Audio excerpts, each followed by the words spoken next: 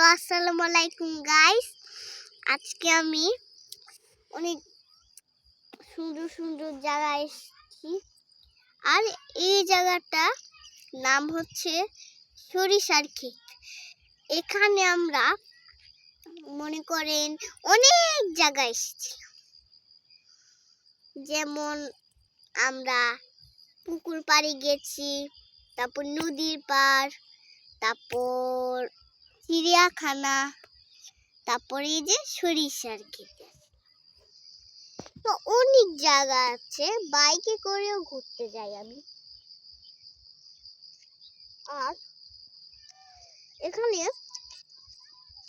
এত সুন্দর জায়গা আপনারা বলেও বোঝাতে পারবো না আমি। দেখেন কত সুন্দর সুন্দর ফুল।